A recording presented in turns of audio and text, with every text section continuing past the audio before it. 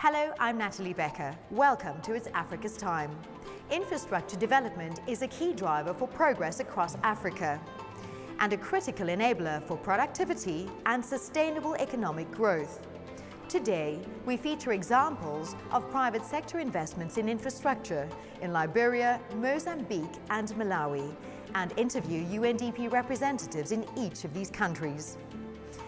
We start in Liberia, where AECOM is focused on the country's education infrastructure and is working together with government, the World Bank and NGO Plan International to build 67 schools by 2015.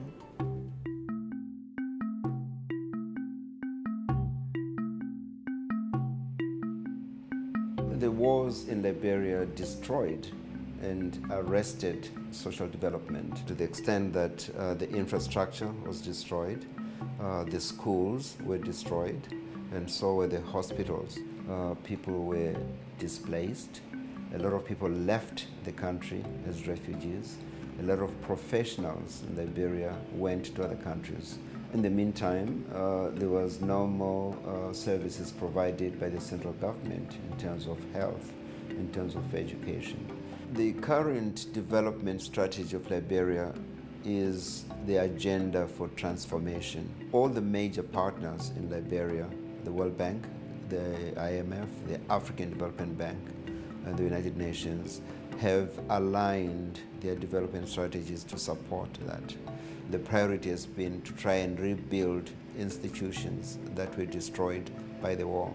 And in the last 10 years, I think Liberia has made very good progress in this respect. I think the main challenges to education remain accessibility. You need additional schools. You need to rehabilitate schools that were destroyed during the Civil War. And you need to provide properly trained teachers.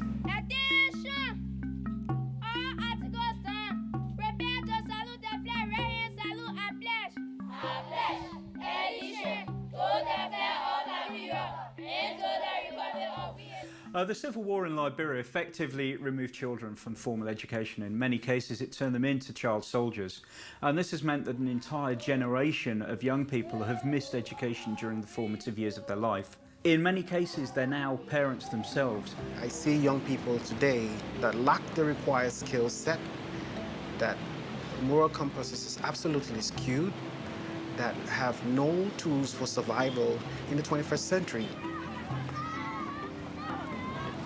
The enrollment level dropped, and many families had to fend food, and kids started to become street peddlers in order to get some bread to eat.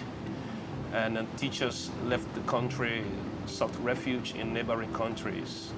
School infrastructures were destroyed as a result of shelling. Everything became centralized, with over half of the population living in Monrovia.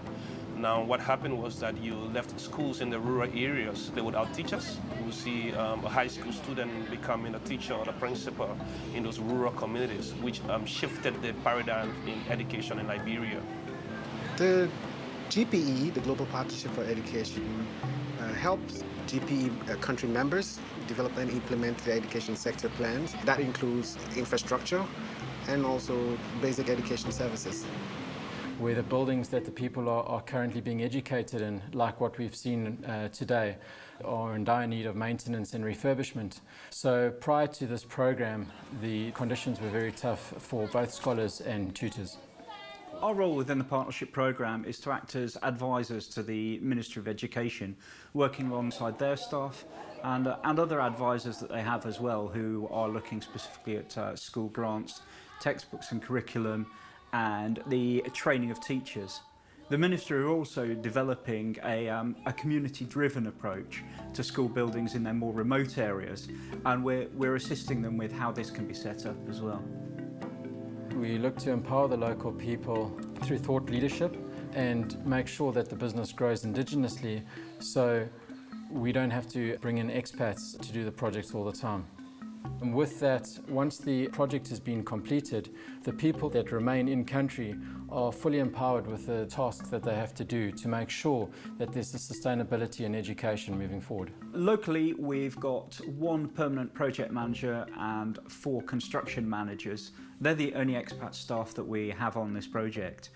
The rest of our staff are locally employed, and our aim is very much that we will leave a legacy when this project is complete. Liberia now has a desperate need of some 1,500 schools. At 67 schools over 40 sites, it's a relatively small pilot study in the scheme of things, but we're also developing a training program that will encompass all aspects of procurement and delivery. The project is not a standalone project. It does not work in isolation of the government agenda. It's in conformity with the revised education law of 2011. So in every sector of the project, we are working directly with the ministry. We are working with them, building their capacity to be able to continue this process even after the project is over. The law now says that we have basic education from grade 1 to 9 and then secondary education from grade 10 to 12. Basic education is free and compulsory. There are other barriers, there are other challenges to enrollment to ensure that all children, irrespective of where they come from, achieve basic primary education by 2015. Our goal is not just to increase access, but also improve on retention and completion at the end of the day. When you couple the poor infrastructure along with the natural environment where the rainy season lasts for 6 months of a year, you look at receiving over 5 meters of rainfall during that period, and in extreme cases you can get over 1 meter of rainfall in a day, then you end up with some extremely challenging conditions. And getting personnel and materials to site is something that we've got to work very, very closely with contractors and suppliers. Sustainability in the developing world is more about creating facilities that the local communities can maintain themselves. So in this case, we've looked very much at what the raw materials are that the local communities have got. And even though we're building to a standard design, we're making sure that the local communities are able to maintain what it is that we've built. People were raped, whether their homes were vandalized, whether their families were killed, whether they stood and watched their brother being killed. Those were issues that created so much trauma for kids, whoever they are.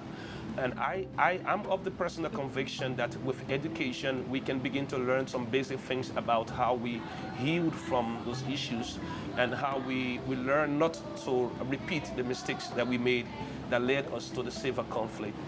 International companies can make a positive and sustainable contribution to the development of Liberia by holding up to their moral, social, corporate responsibilities, by not going the shortcuts, by not bribing people, by not putting profits first, but people first. Africa's natural and social economic potential is huge, and we're leaving no legacy for the people of Africa, where what we're trying to endorse and to fulfill is to create a platform or an environment where our local people get educated, so the funds that are created out of the natural resources can be powered back into the country and therefore create knowledge and wealth within the country. With the path we are on with development and with the very, very, very, very, very adequate and sound leadership we have in Liberia under the leadership of President Ellen Johnson Sirleaf, we think that we are on the right trajectory. And in the next 10 years, this small nation are going to beam out and shine very, very bright, if possible the brightest in Africa.